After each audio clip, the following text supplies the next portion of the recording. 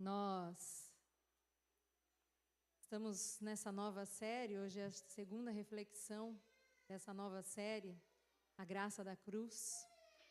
E como é bom refletir sobre o que Ele fez na cruz, mas não só sobre o que Ele fez, mas sobre as lindas consequências que nós desfrutamos por conta do que Ele fez naquela cruz.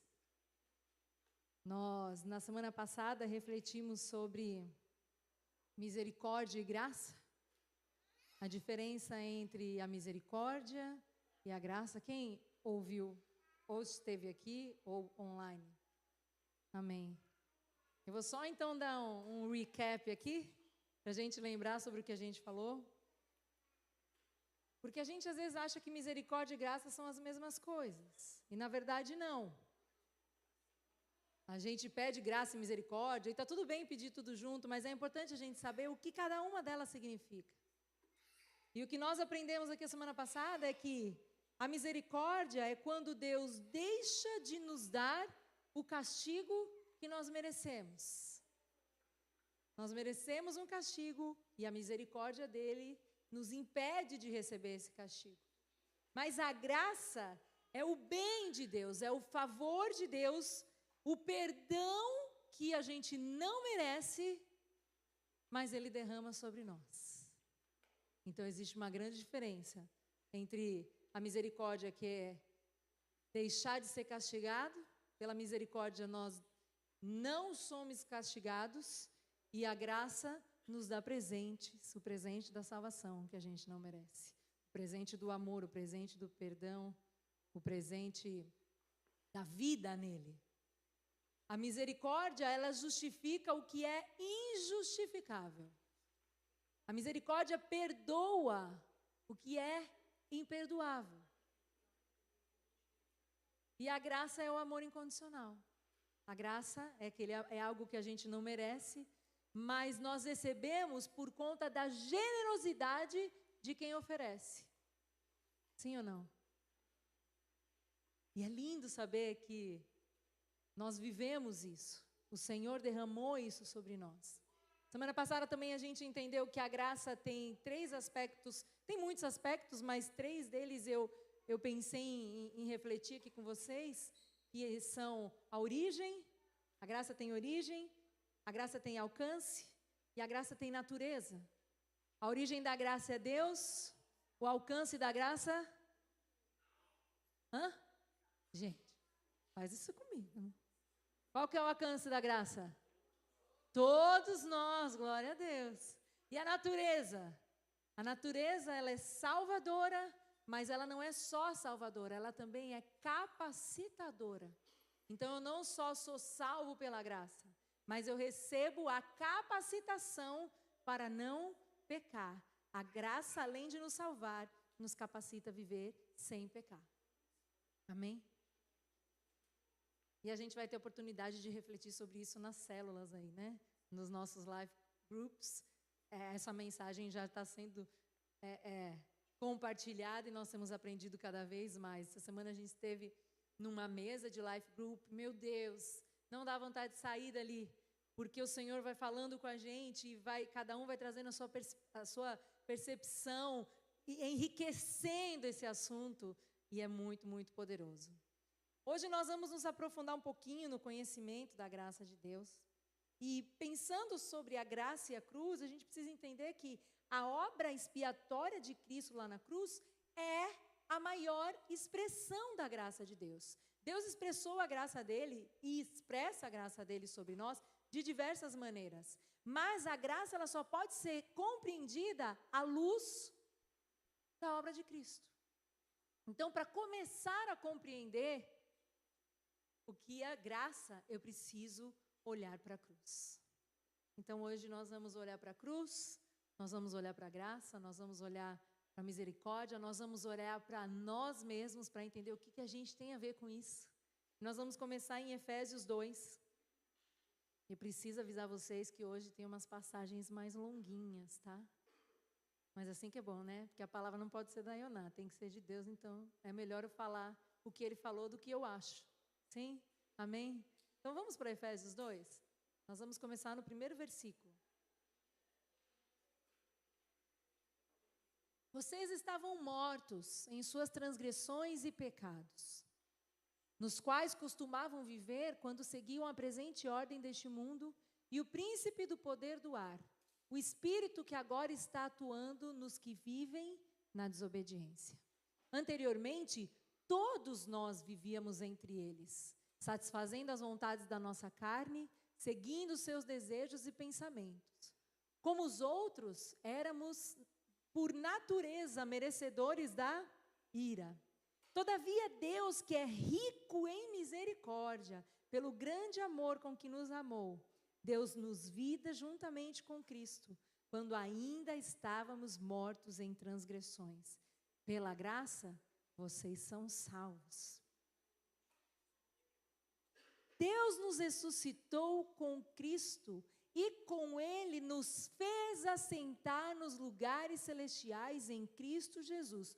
Notem que Paulo está dizendo aqui que Deus já nos ressuscitou com Cristo. Ok? É importante pensar nisso aqui, ó. Porque é só assim que a gente vai entender que a gente já é vivo espiritualmente. Não é algo que vai acontecer, é algo que já aconteceu. Deus nos ressuscitou com Cristo e com Ele nos fez assentar nos lugares celestiais em Cristo Jesus, para mostrar nas eras que hão de vir a incomparável riqueza da sua graça, demonstrada em sua bondade para conosco em cruz. Pois vocês são salvos pela graça, não por meio da fé. Olha que importante isso aqui. Vocês são salvos pela graça por meio da fé. E isso não vem de vocês, é dom de Deus. A salvação é dom de Deus. Não só a graça, não só a fé, todo esse processo é um dom, é um presente de Deus para nós. Não por obras, para que ninguém se glorie, porque somos criação de Deus realizada em Cristo Jesus, para fazermos as boas obras, as quais Deus preparou de antemão para que nós as praticássemos. Portanto, lembrem-se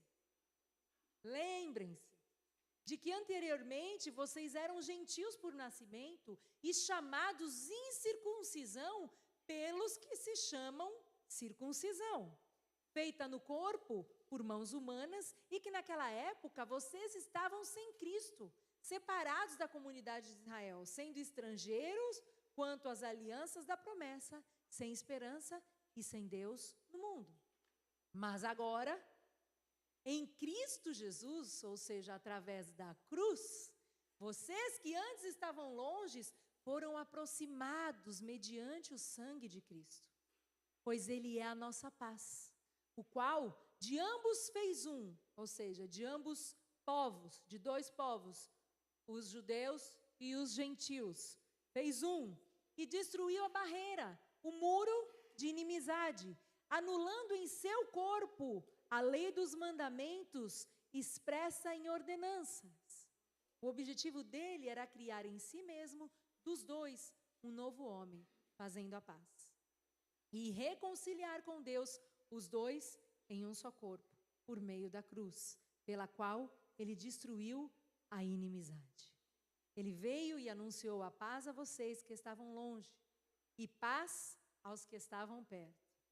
Pois por meio dele, tanto nós como vocês temos acesso ao Pai por um só Espírito. Portanto, vocês já não são estrangeiros nem forasteiros, mas concidadãos dos santos e membros da família de Deus. Está dizendo que vocês já não são, agora vocês já são concidadãos dos santos e membros da família de Deus, edificados sobre o fundamento dos apóstolos e dos profetas, tendo Jesus Cristo como pedra angular, no qual todo edifício é ajustado e cresce, para tornar-se um santuário no Senhor.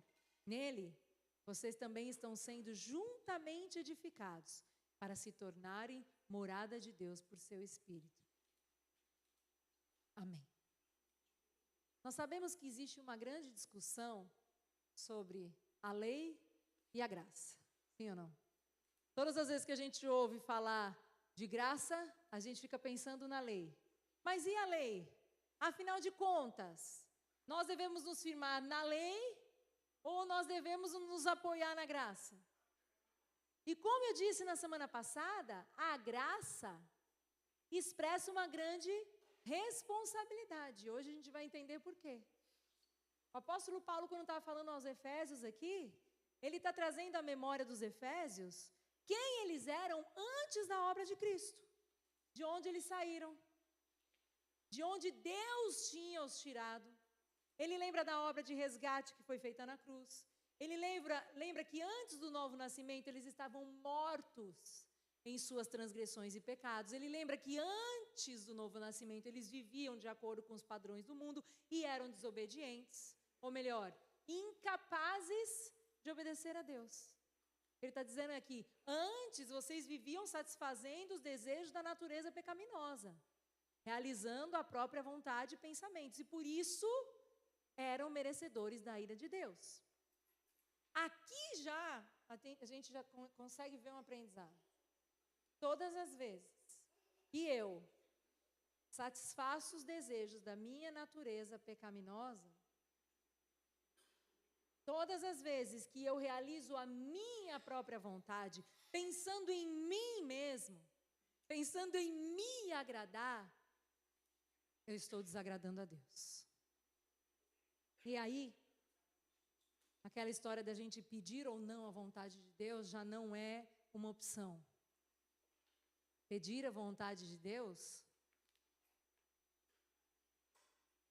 é necessário para você poder viver na família de Deus, porque senão você, infelizmente, não vai fazer parte. Na verdade é que quando eu me vejo já como família de Deus, eu já não permito que Deus faça a vontade dele, mas eu imploro que Deus faça a vontade dele. E aí a gente encontra uma guerra na mente, né? Sim ou não? Sou só eu? Porque quando você é obrigado a entregar algo, você lida com a tua resistência. Você precisa fazer uma escolha. Qual tem sido a sua escolha? Resistir à vontade de Deus? Porque você acha que a tua é melhor? Você tem coragem de fazer orações ousadas? Quais são as orações ousadas que você está precisando fazer para viver o propósito perfeito de Deus para a tua vida? Você está com medo de quê? Eu estou com medo de quê? Não existe salvação sem entrega completa. Mas uma coisa interessante que eu percebi aqui, nesses versos, lendo esses versos, é que ele diz para eles que os gentios precisavam se atentar para algo muito importante. Quem eram os gentios? Os gentios eram aqueles, ou são aqueles que não são judeus. Eles não eram judeus, ou seja, eles eram membros de outras nações, eles participavam de outras culturas, eles não pertenciam à tradição judaica. Eles pertenciam a outro grupo familiar. Eles tinham as próprias tradições, mas não eram as tradições judaicas. Ou seja, eles não eram considerados povo de Deus.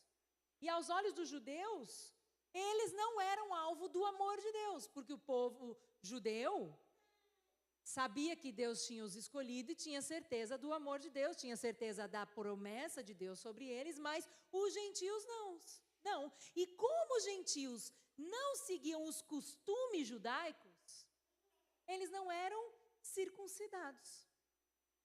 E aí o que é circuncisão? A circuncisão é um sinal da aliança do povo com Deus. Era um rito, era uma marca no corpo físico para que lá no 8º dia de vida, um menino vinha e eles faziam uma marca para que ele fosse considerado parte daquela comunidade.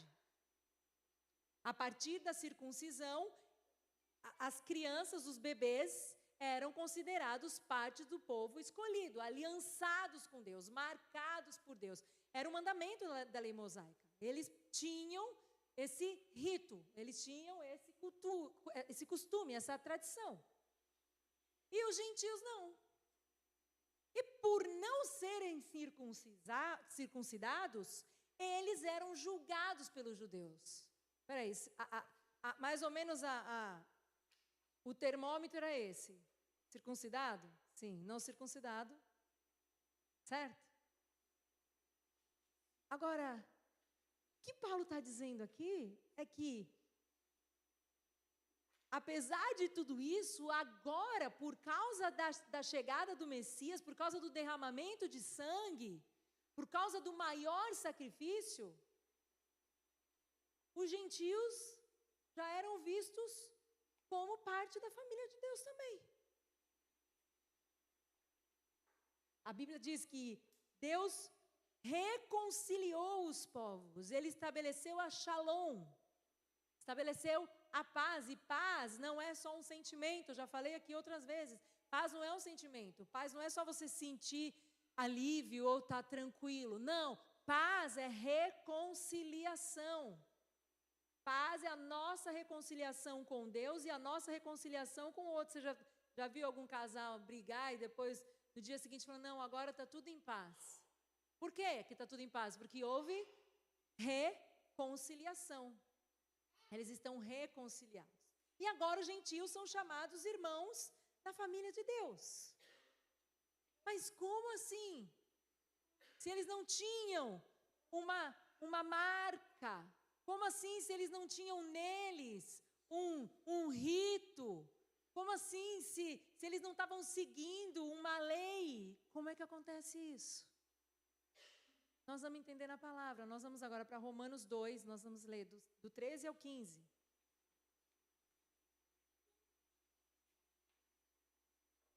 Olha que interessante o que está dizendo aqui.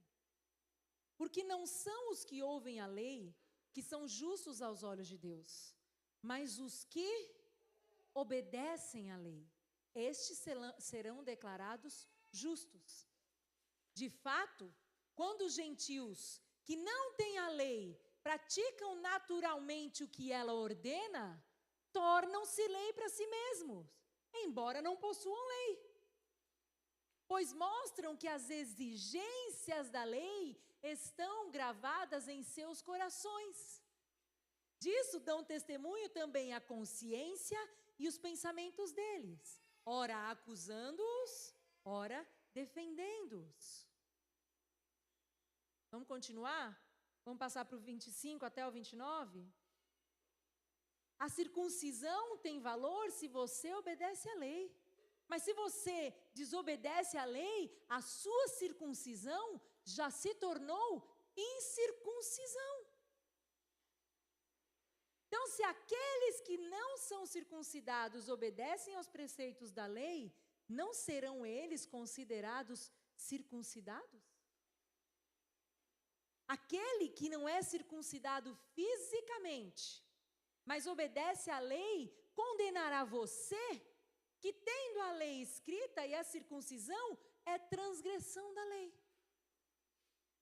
Não é judeu quem o é apenas exteriormente, nem é circuncisão a que é meramente exterior e física. Não, judeu é o que o é interiormente, e a circuncisão é operada no coração pelo Espírito, e não pela lei escrita. Para estes, o louvor não provém dos homens, mas de Deus. Sabe o que está dizendo aqui? Não tem sentido nenhum você vestir uma capa de religião se dentro de você não está acontecendo uma transformação real. Não adianta a gente falar para o mundo que já é circuncidado Sendo que dentro do nosso coração, a gente mesmo sabe que não existe circuncisão, que não existe aliança, que não existe um pacto com Deus, que não existe uma confiabilidade. Não adianta. E infelizmente o que nos ensinaram, infelizmente, eu penso que todos nós já passamos por isso. Já estivemos em ambiente onde nos ensinaram a entrar numa forma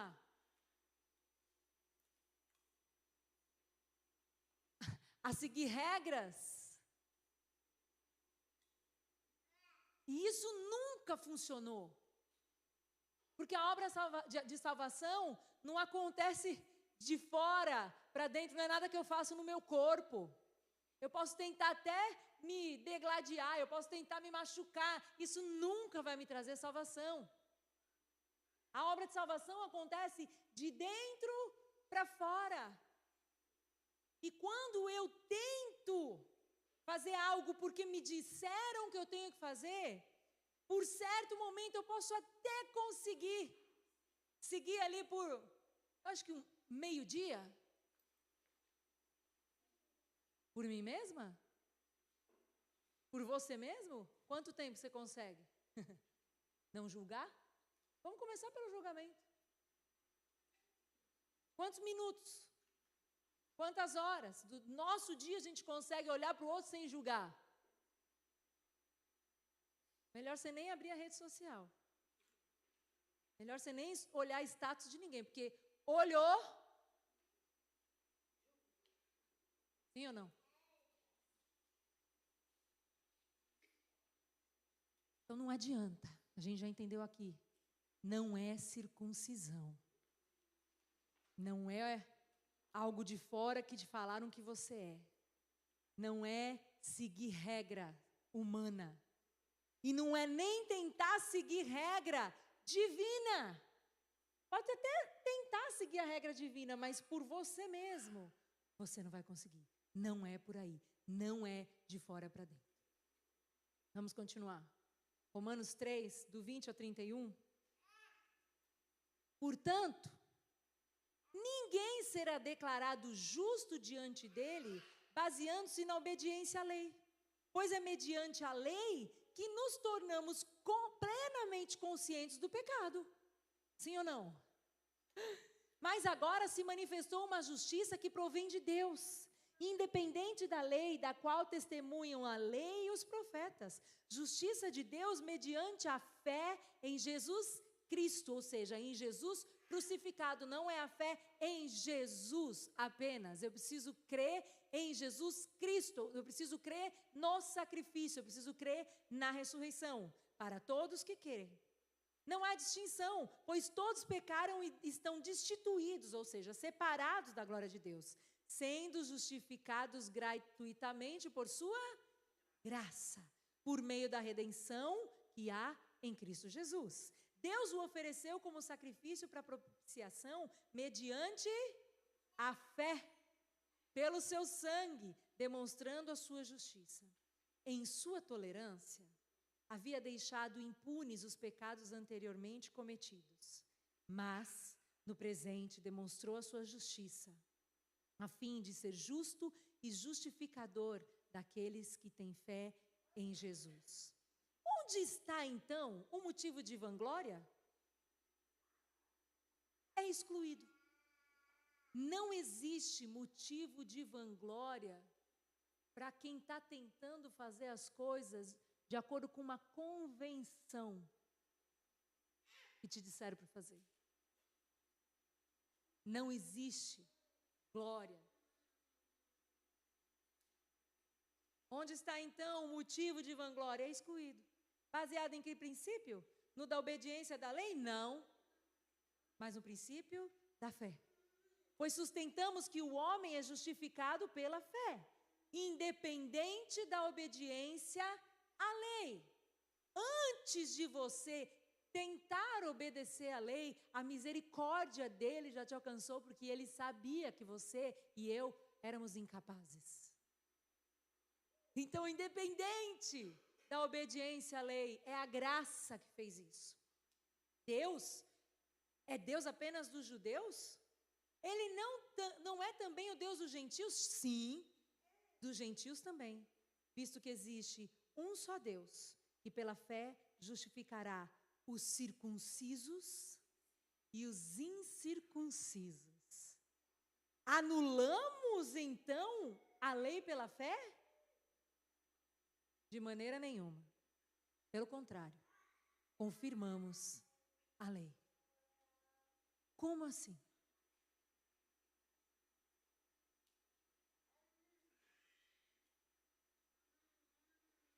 Jesus não veio para desfazer o que Deus tinha feito. Porque quando Deus expressou a lei dele, ele já sabia que nós seríamos incapazes de cumprir. Mas a lei de Deus expressava o caráter de Deus. Porque se você for olhar, toda a lei de Deus, ela está baseada no amor.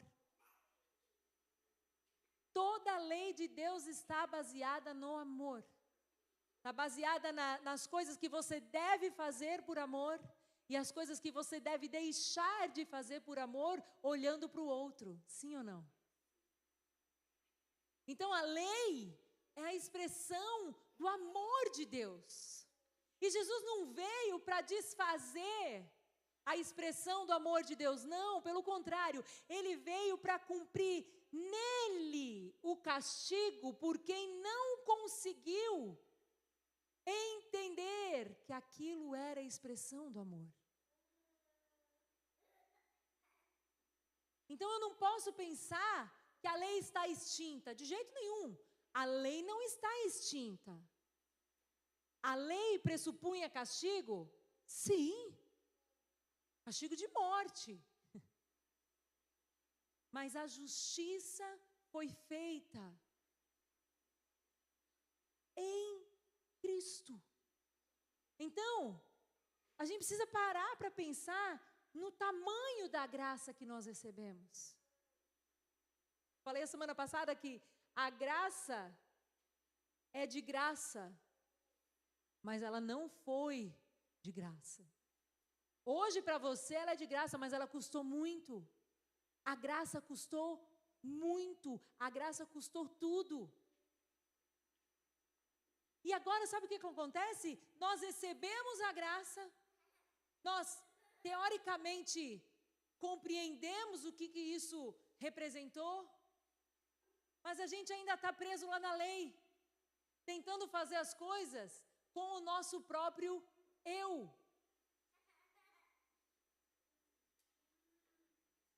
Querendo fazer a nossa própria justiça, sim ou não? Querendo fazer justiça com as nossas mãos. E eu queria te dizer, todas as vezes que você quiser fazer justiça com as suas mãos, você já se prepare, porque a mão de Deus não estará aí. Não existe possibilidade de você agradar a Deus tentando fazer justiça com as suas próprias mãos. Não existe. Evangelho é abrir mão de defesa. Evangelho é saber como punir. Evangelho é saber como que o mundo pensa e como o mundo agiria e se abster dessa justiça própria. E a minha pergunta é: você ainda está tentando se defender?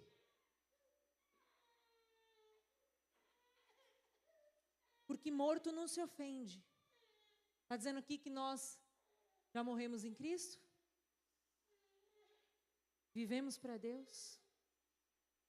O morto, quem morreu para si, não se ofende. E a minha pergunta é: por que a gente se ofende?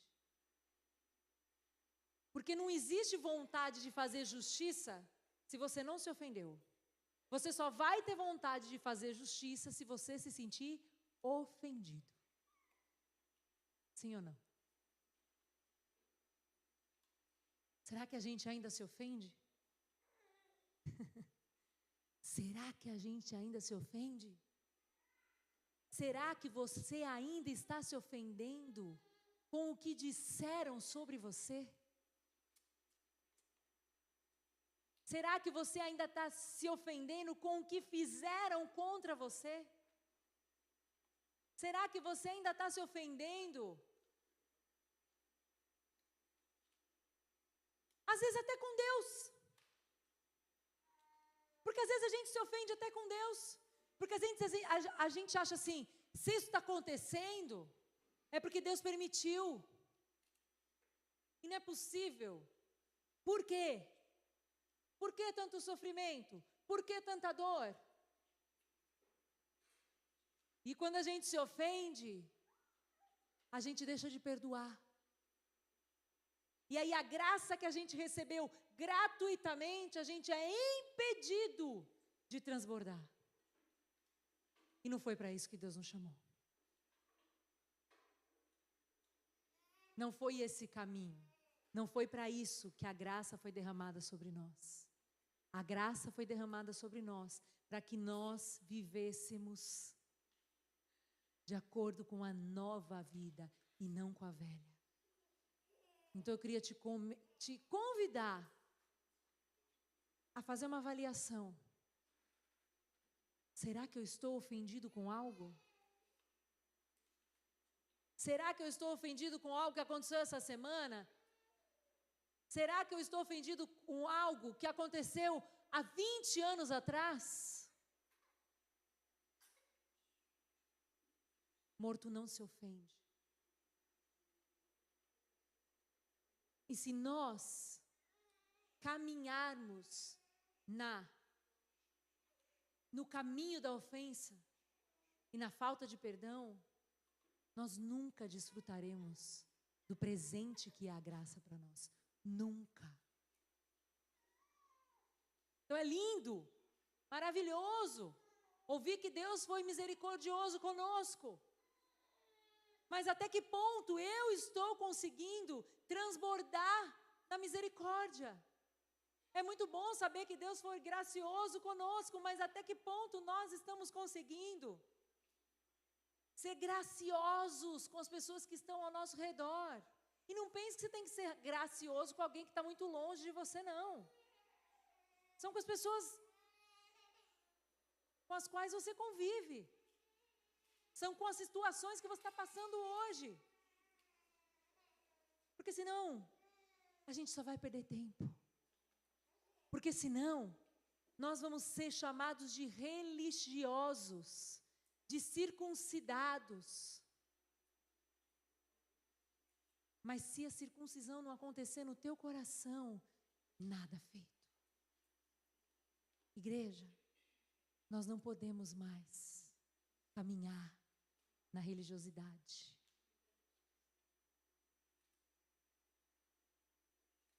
Religiosidade não salva. Religiosidade não liberta. Religiosidade te deixa doente. Religiosidade faz você esquecer de quem você é. Porque você entra num ambiente religioso e começa a vestir capas. Porque você entra num ambiente religioso e começa a se encaixar num molde que não foi Deus que te deu, que muitas vezes pode ter sido o homem que te deu. E aí, por achar que você tem essa capa, você acha que você tem um poder. Por ter uma capa, você acha que você pode manipular, inclusive a Deus, né? Porque às vezes a gente acha que a gente pode manipular Deus. Porque a gente faz muito, porque a gente está sempre, porque a gente nunca deixou de ir, porque a gente cumpriu o que disseram para a gente que tinha que ser feito. Se a igreja de Cristo não aprender a depender na dependência completa de Deus, nós não vamos nos encontrar com o noivo. A noiva é dependente. A noiva ouve a voz do noivo. A noiva não se move porque te disseram que é assim que se move. A noiva não se move porque em tal lugar é assim. A noiva não deve se mover porque criaram uma estátua. E às vezes a estátua é você mesmo. Porque às vezes a gente fala de quem adora estátuas, né? Às vezes a gente julga quem está adorando estátuas. E a minha pergunta é, será que você não se fez uma estátua? Porque às vezes a idolatria está dentro da tua casa, você não sabe onde tem. Não, pode entrar aqui. Entra aqui, pastor. Não tem nada aqui, ó. Você está vendo? Está limpo, minha casa está limpa. Eu já me livrei de todos os meus ídolos. Mas às vezes, a estátua é você. A estátua sou eu, Ioná. Corro o risco de virar uma estátua. Se eu me mover de acordo com o que a religião me disse para me mover. Se eu achar que a circuncisão é por fora e não permitir que Deus circuncide o meu coração, eu vou continuar caminhando de um jeito que disseram que as coisas têm que ser. E eu queria dizer, basta, basta, porque a noiva ouve a voz do noivo. E ela se move não pelo que estão dizendo que tem que ser, não pelo que a gente cresceu ouvindo, não pelos moldes que foram nos desenhando, mas pela voz do Espírito, pela palavra. Tem que passar pelo filtro da palavra. As minhas decisões têm que passar pelo filtro da palavra. A minha maneira de andar tem que ser pelo filtro da palavra. A minha maneira de agir, a minha maneira de tratar o outro tem que ser pela palavra.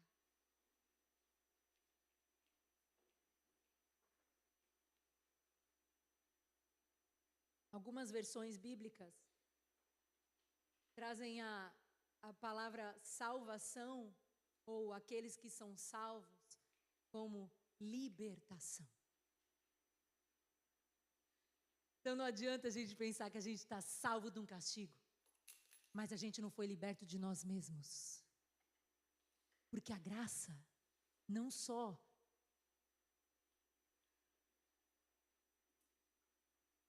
te liberta do que era do mundo, a graça te liberta de você. Você já tentou se livrar de você? Porque é fácil querer se livrar dos outros, né? É fácil querer se livrar de quem está te incomodando. A gente não quer. Vocês já passaram por isso? Às vezes a gente quer. Mas a minha pergunta, não. A pergunta da palavra. Você já tentou se livrar de você mesmo? Porque aí sim existe salvação. Porque aí sim existe libertação. Salvação é libertação. Por isso que ele disse, vocês foram chamados para caminhar em liberdade. Não é só fugir do inferno. Não é só ser livre do inferno. É também. Porque o inferno é real. E o céu também. Mas vai além. Quero ler com vocês Romanos 4. Nós vamos ler todo, tá? Mas eu prometo que eu vou ser sucinta. Agora já prometi, né? Portanto, ok, isso aqui, Paulo falando aos romanos e lembrando de quem foi Abraão. Olha aqui. Portanto, que diremos do nosso antepassado Abraão? Se de fato Abraão foi justificado pelas obras, ele tem do que se gloriar, mas não diante de Deus. Que diz a Escritura? Abraão creu em Deus, e isso lhe foi creditado como justiça. Tem graça aqui? Tem graça aqui. A gente acha que a graça está lá só no Novo Testamento? Tem graça aqui.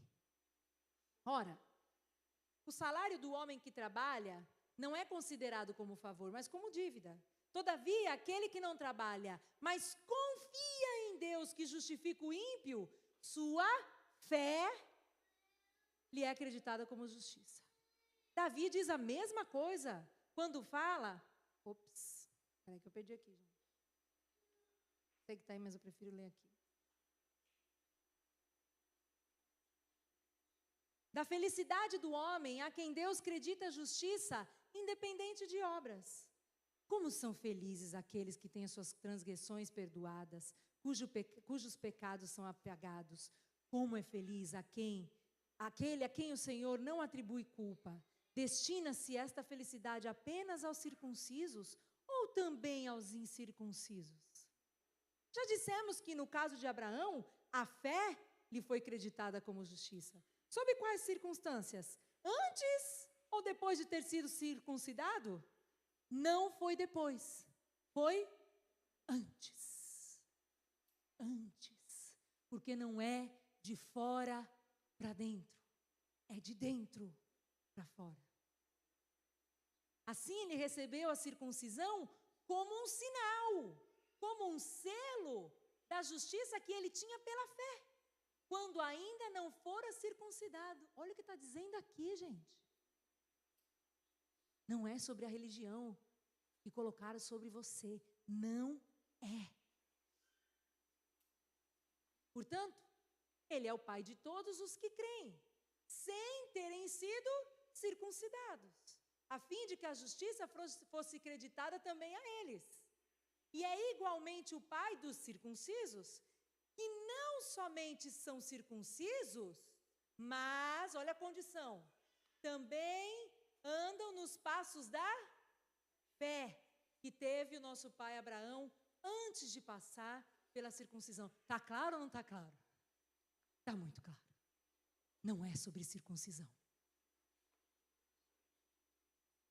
Não foi mediante a lei que Abraão e a sua descendência receberam a promessa de que ele seria o herdeiro do mundo, mas mediante a justiça que vem da fé. Olha quantas as vezes a palavra fé está aparecendo aqui. Pois, se os que vivem pela lei são herdeiros, a fé não tem valor. E a promessa é inútil, porque a lei produz a ira, e onde não há lei, não há transgressão. Portanto, a promessa vem pela fé, para que seja de acordo com a graça, e seja assim garantida a toda a descendência de Abraão, não apenas aos que estão sobre o regime da lei, mas também aos que têm a fé que Abraão teve. Ele é o pai de todos nós. Como está escrito, eu o constituí pai de muitas nações. Ele é nosso pai aos olhos de Deus, em quem creu, o Deus que dá vida aos mortos, que chama a existência coisas que não existem como se existissem. Abraão, contra toda esperança, em esperança creu, tornando-se assim o pai de muitas nações. Como foi dito a seu respeito, assim será a sua descendência. Sem se enfraquecer na fé, reconheceu que o seu corpo já estava sem vitalidade, pois já contava cerca de 100 anos de idade, e que também o ventre de Sara já estava sem vitalidade. Mesmo assim, não duvidou e nem foi incrédulo em relação à promessa de Deus, mas foi fortalecido em sua fé e deu glória a Deus, estando plenamente convencido de que Ele era poderoso para cumprir o que havia prometido. Mesmo assim, eu queria te convidar a confiar mesmo assim. Confie mesmo assim. Ah, mas não tem mais jeito. Confie mesmo assim.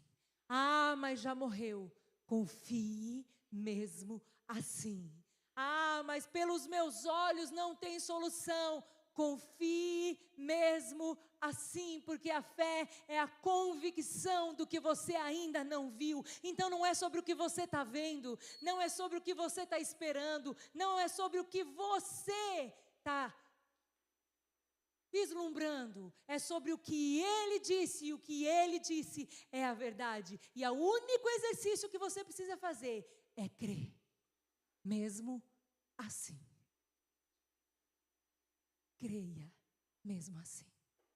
Gere pela tua fé o que você ainda não enxergou. Olha o que aconteceu porque ele creu. Em consequência, isso lhe foi também creditado como justiça. As palavras lhe foi creditado não foram escritas apenas para ele, mas também para nós, a quem Deus creditará justiça, para nós que cremos naquele que ressuscitou dos mortos, a Jesus, nosso Senhor. Ele foi entregue à morte por nossos pecados e ressuscitado para a nossa justificação. A fé é o presente da graça. A fé é o presente que a graça gera em você. A graça nos deu o presente da fé.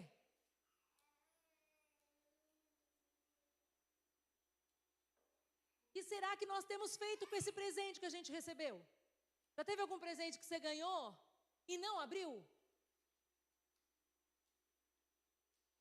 Já teve algum presente que você ganhou e falou assim: eu não vou abrir?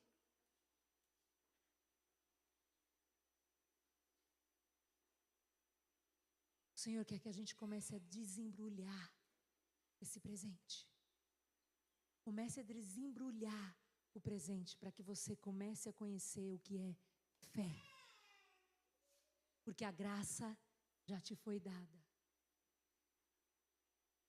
A sua fé precisa ser desenvolvida. Você precisa se comprometer com o presente que você recebeu.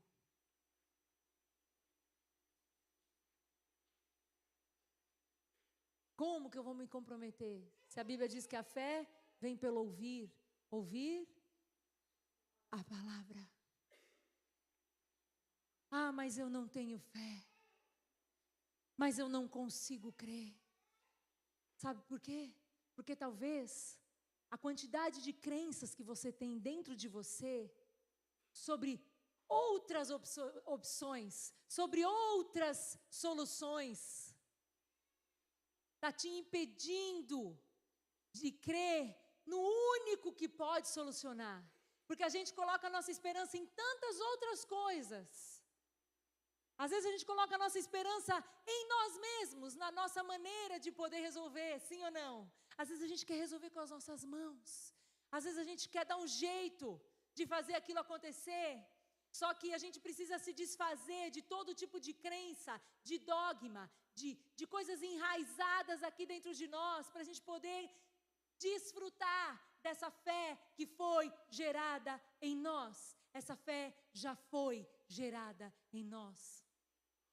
Porque a palavra diz que o Senhor já nos deu um novo coração. O que você tem feito com o novo coração que Deus te deu? Vamos ler Ezequiel? Eu amo essa passagem de Ezequiel. Amo. Ezequiel 36, 26 e 27. Olha o que está dizendo. Darei a vocês um novo coração. E porei um espírito novo em vocês. Tirarei de vocês o coração de pedra e lhes darei um coração de carne. Porei o meu espírito em vocês e os levarei a agirem segundo os meus decretos e a obedecerem fielmente as minhas leis. Está dentro de nós o que nós precisamos para andar retamente. E por último, eu vou ler Romanos 6, do 1 ao 4. Olha o que está dizendo. Que diremos então? Continuaremos pecando para que a graça aumente? Essa aqui é a hipergraça. Todo mundo tem ouvido falar. Não é sobre hipergraça. Continuaremos pecando para que a graça aumente? De maneira nenhuma. Nós, os que morremos para o pecado, como podemos continuar vivendo nele? Se você já morreu para o pecado, como que você continua vivendo nele? Ou vocês não sabem que todos nós que fomos batizados em Cristo Jesus, fomos batizados em sua morte? Portanto, fomos sepultados com ele na morte, por meio do batismo, a fim de que, assim como Cristo foi ressuscitado dos mortos mediante a glória do Pai, também nós vivamos uma vida nova. todas as nossas tentativas de cumprir a lei podem maquiar a real condição do nosso coração. Porque às vezes, para quem está de fora, tua vida está tudo ok. Porque você está caminhando e cumprindo regras. Porque você está caminhando e fazendo o que te disseram que é suposto fazer. Agora, nós precisamos tomar posse da libertação de uma vez por todas. Porque você pode caminhar fazendo tudo o que te disseram para fazer do jeito certo. O que eu estou dizendo aqui é que não estou dizendo aqui que você pode estar fazendo do jeito errado. Eu estou te dizendo aqui que você pode estar fazendo as coisas do jeito certo, mas com a motivação errada. Você pode estar fazendo as coisas do jeito certo e agindo de maneira aparentemente correta, mas se isso não acontecer de dentro do nosso coração, se você caminha eticamente, fazendo as coisas que te disseram para fazer, parabéns para você. A glória é tua, mas não é de Deus. Não existe. Você pode por um tempo ser glorificado entre os homens, porque você está fazendo o que disseram para você que é certo fazer. Só que a glória só vai ser de Deus o dia que a gente se comprometer com a graça que Ele já gerou em nós, para a gente cumprir o nosso propósito. Então a salvação, ela é libertação. Não é libertinagem. Não é você achar que você pode andar de qualquer jeito porque a graça de Deus já te alcançou, então Deus vai me perdoar mesmo. Não é sobre isso. Não é sobre isso. Não é sobre acertar porque estão esperando que você acerte. Não é sobre obedecer porque você tem medo do castigo de Deus. Não, não é sobre isso. Não é sobre isso. É sobre se dar conta de que a lei de Deus já está viva dentro de você.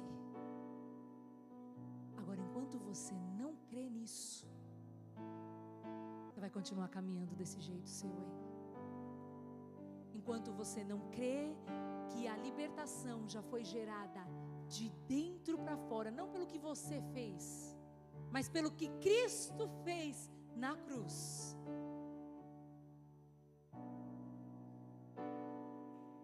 Nada muda. Eu preciso de verdade me comprometer, porque não existe mérito humano na salvação. Primeiro, não existe galardão com motivação errada. Não existe galardão que é o galardão é um plus, né? Nós já temos a salvação, que é a nossa libertação, e o galardão é um plus. Você vai se encontrar lá e ele vai te coroar. Sim ou não? Sim, isso é real, é verdade. A gente não sabe como isso vai acontecer visualmente, mas vai acontecer, porque está na palavra. Todos nós. Agora, você sabe em que Deus está interessado? Deus não está interessado em rito. Deus não está interessado em culto. Deus não está interessado em liturgia. Deus não está interessado em sacrifício. Deus não está interessado nisso. Ele está interessado no que você entendeu sobre o que Ele já fez. Não adianta a gente vir aqui e ficar pregando ou falando qualquer coisa diferente disso aqui. Não adianta, eu não posso perder meu tempo falando sobre a graça de Deus que te perdoa, porque isso você já sabe, toda criança sabe disso. O que a gente precisa entender é que o Senhor quer que a gente tome posse de uma vez por todas desse novo coração. E aí, na real, como diriam os jovens, não que eu não seja, sou muito jovem, Na real, você não vai mais precisar ficar tentando deixar de fazer o que você está fazendo. Porque quando um novo coração se manifestar, você crê. E através da tua fé, dessa tua consciência, a fé é consciência mudada, isso é fé. A hora que você entender que o novo coração foi gerado, as atitudes fluem. Quando você se dá conta, você está cumprindo lei de amor. Quando você se dá conta, você está abrindo mão da tua defesa para fazer o que Deus te chamou para fazer, no tempo que Deus te chamou para fazer. E isso você não vai precisar fazer força. Não existe força. Graça. Graça. Graça. Então eu queria te convidar hoje. Tome posse dessa graça.